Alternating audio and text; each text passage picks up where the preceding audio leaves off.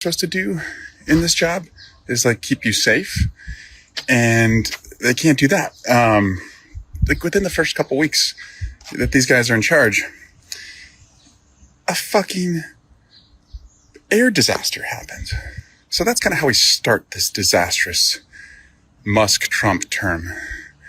And then a couple weeks later, these morons are publicly discussing war plans.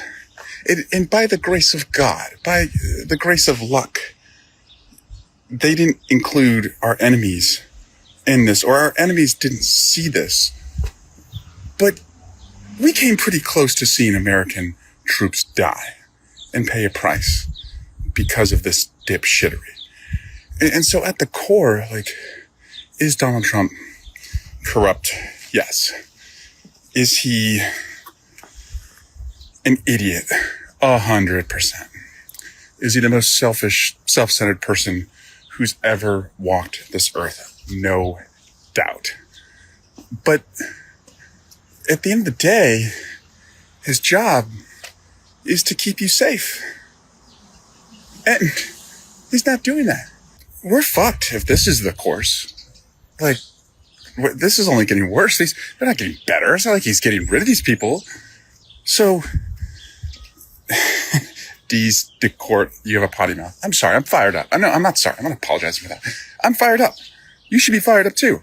Yeah, you should be. I grabbed that part of Representative Eric Swalwell's live stream because I thought it was so relevant. People who are more upset right now that some of us are dropping some F-bombs than they are at the horrific situation that our country and our people are in right now. Like, your priorities are messed up. If you're more concerned that we are using some salty language than you are about the authoritarian takeover that the United States of America is in right now. Hi, my name is Suri Crowe, and you're watching the MeidasTouch Network. You know, I saw a similar comment in one of my videos recently where a woman was like, oh my, Suri, your language. First of all, I think there are other people on this network who are much more colorful in their language.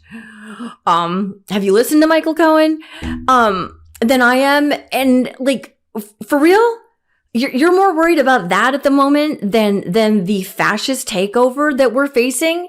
And the reason, you know, like that I do salt up my language occasionally is because I'm extremely concerned. I'm just like Rep Swalwell said, because I'm fired up, because I'm very, very worried. And I want to see my leaders who have a fire lit under their ass too. I want to see them like, yeah, I am concerned about the direction that our country is not going in, but it's already in. And this is an excellent example of someone using salty language. I give you Representative Jasmine Crockett of Texas. If you could speak directly to Elon Musk, what would you say? Fuck off. That's it. That's how you do it, folks. Even America's Eagle Scout Secretary Pete Buttigieg is salting up his lingo lately when he posted this the other day. Today's news of an astonishing security failure at the White House from an operational security perspective is the highest level of fuck up imaginable. These people cannot keep America safe. Yeah, it's true. That signal gate is a massive fuck up. And that's really the way you explain it to the masses. Okay. And then we have, on the other hand, Senator Schumer, who posted this about the Republicans voting to increase bank fees massively. On Tuesday, House Republicans are going to try to just quietly vote to actually raise your bank fees, starting with overdraft fees. Republicans are going out of their way to take money out of your pocket. We have to raise the alarm. I'm reading that in my Chuck Schumer voice with my glasses at the end of my nose. And then this is my response. Raise the alarm. This is your answer to a regime that is taking away our rights every single day, that is threatening war with our once allies, that is sending humans to death camps? You are not the right person to lead in this critical moment in history, Chuck. And, you know, out of reverence, I probably should have called him Senator Schumer. But for real, Senator Schumer, raise the alarm? You just now, you think maybe we should raise the alarm? What the fuck? For the last 4 years, that's what we in the pro-democracy movement were doing. We were raising the alarm. You know, President Biden, those of us here at MeidasTouch and in all avenues of pro-democracy. We were telling you about the bad things that were going to happen. Well, now they have happened.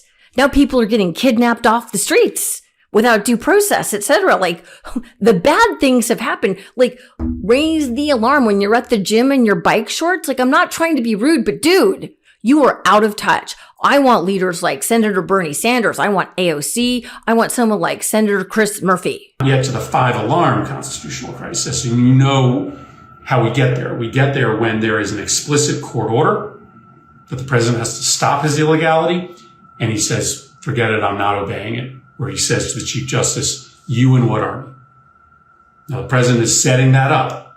He is setting that moment up. You see it coming. I'm not going to tell you I'm certain that moment comes, but it could be here very soon. Now, that's a way the constitutional crisis could arrive, but we could also see the mass detention of protesters. We could see the president decide to shut down protest on our college campuses, which is already beginning. The 5-alarm constitutional crisis can come in a bunch of different ways. And if that happens, we need to mobilize not thousands of Americans, not tens of thousands of Americans, but hundreds of thousands of Americans. We will have to be out there in the streets in a way that America has maybe never seen before. And the only way that Americans are going to decide to take that kind of risk is if they see their elected leaders taking risk as well. You see that? You see the difference in tone? He's not like, hey, it might be time to raise the alarm. He's like, it's long past that. Like, we're way past that. He's like, nobody's coming to save us but ourselves. And any leader who wants to play it safe from the sidelines needs to go. Trump and his cult are fascists. They are dangerous people.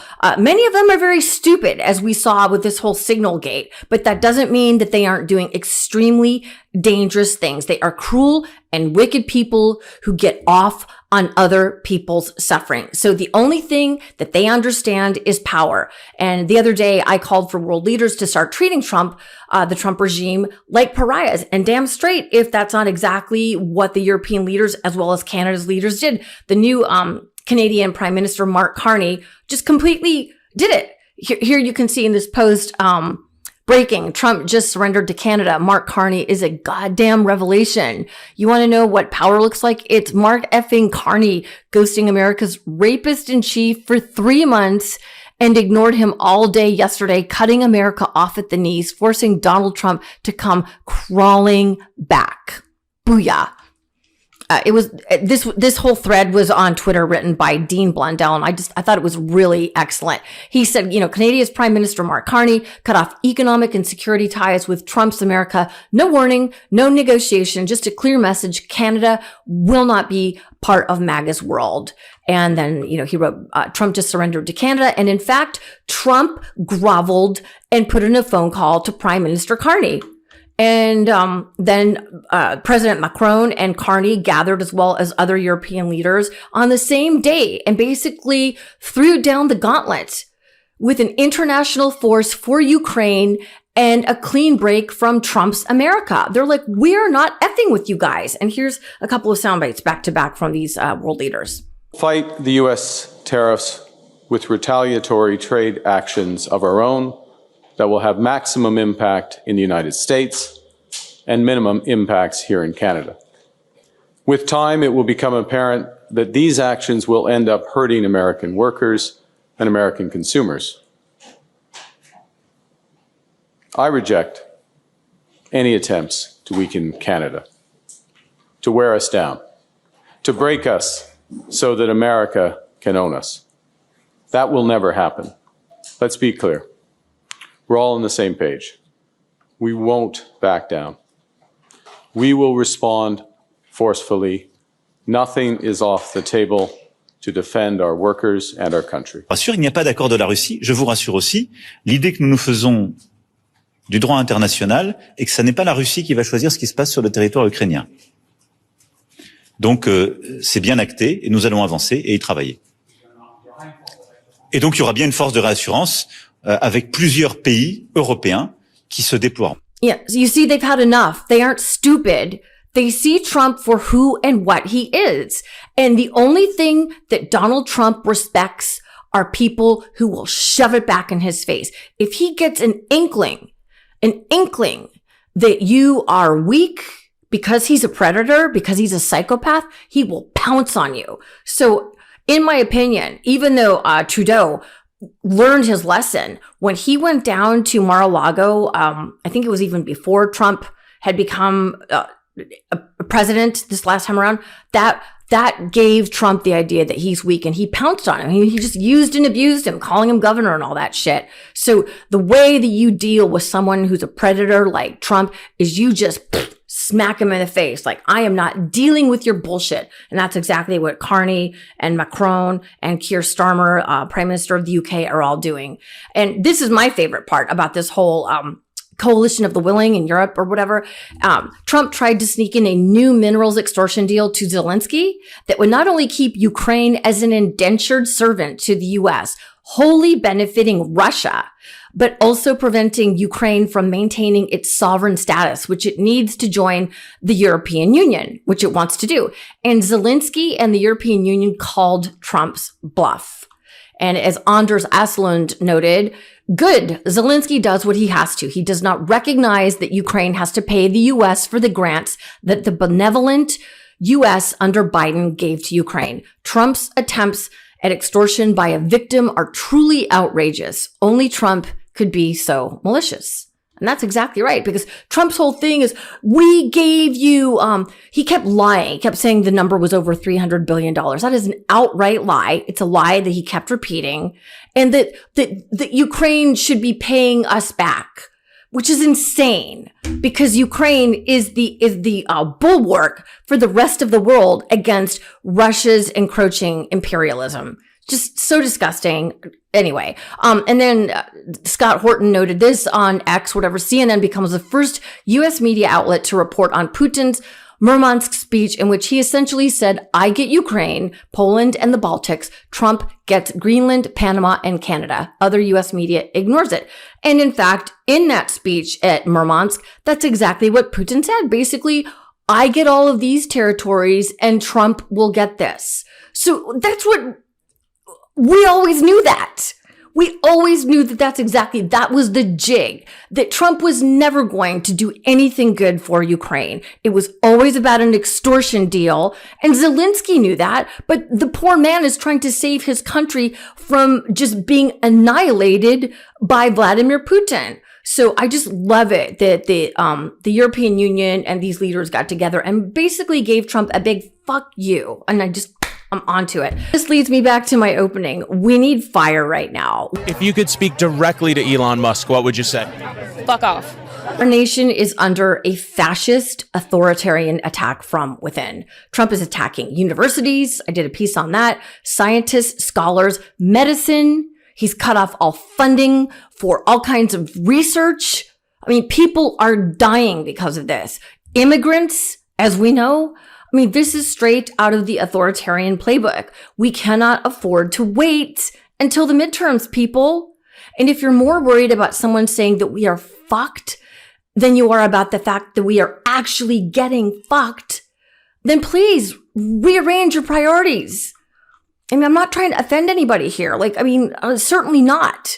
But we have to get past that, be polite at the tea party, because we're in deep shit right now. And maybe there are other people even on this network who are much more sanguine than I am. But I have a sense of deep foreboding. Everywhere you look around us, things are going very, very quickly. Faster than even the wicked Stephen Miller of the Trump regime. They're like, ew, this is going so well. People are being disappeared.